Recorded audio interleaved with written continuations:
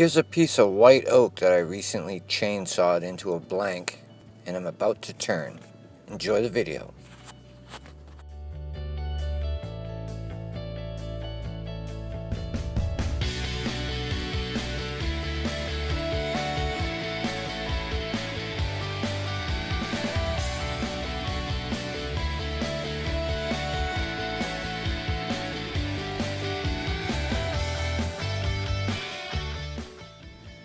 Slowly, after cleaning up the face, I'm working my way around, shaping the bottom and the sides.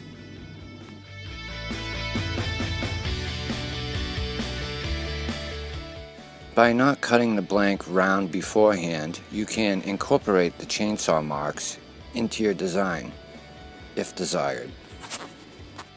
I sometimes like to do this if it's not a planned piece and I'm just turning the wood.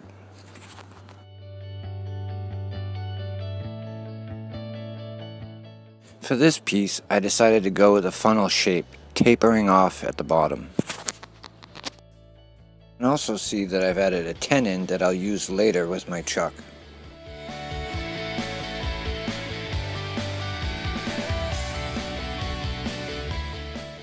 Here you can see me start to cut the tapered angle.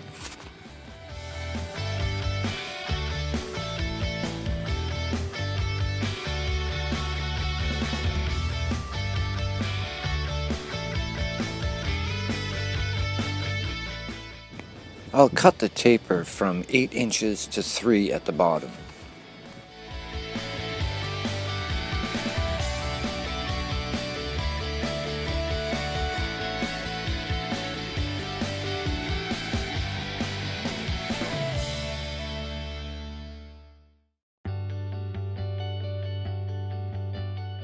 Here, I'll do one final pass and then reverse the piece and put it in the chuck. There are a few different techniques one can use to hollow and make the hollowing go a little bit faster. For this piece, I've left the tailstock attached for added support. Once I've hollowed as much as I can with the tailstock up, I'll remove it and hollow the middle area. Typically, I'll use a variety of different bowl gouges that have different angles and grinds to make the job a little bit easier.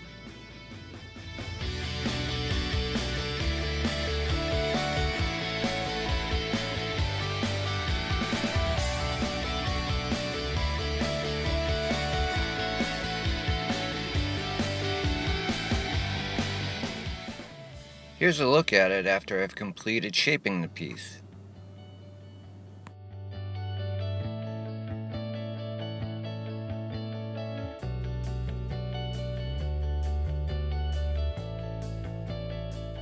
Now I can start the sanding process.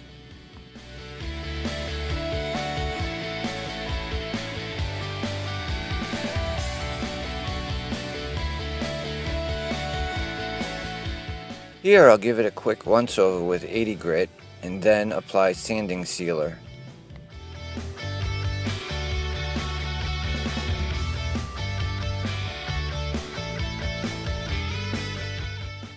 I also sand each grit in forward and then reverse.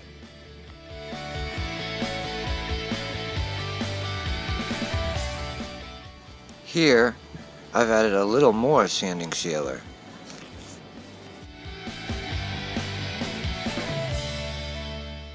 Here's a look at the piece after the sanding sealer has been added.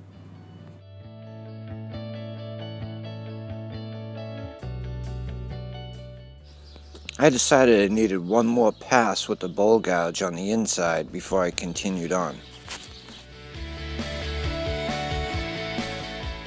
Then I did a couple of passes with the scraper.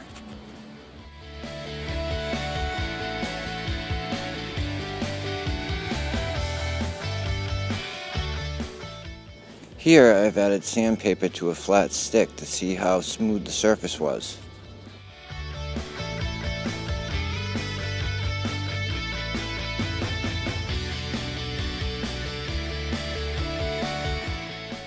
Now that I'm happy with the surface, I'll continue on sanding it.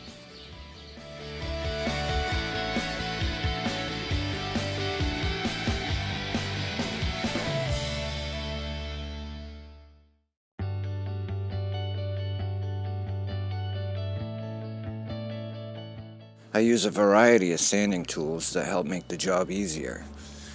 Sanding discs for my drill, a foam hand sander, and an extension bar for my drill to reach in deep areas.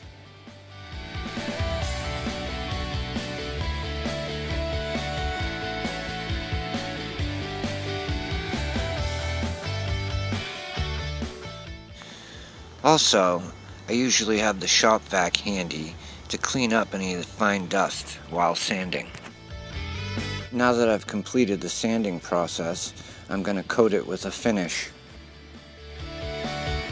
On this piece, I'm going to use friction polish to give it a high gloss shine.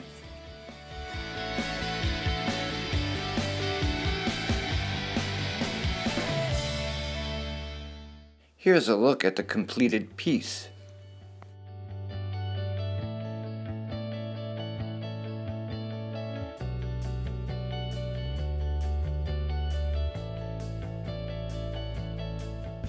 Thank you for watching. Visit bostonwoodturning.com for more.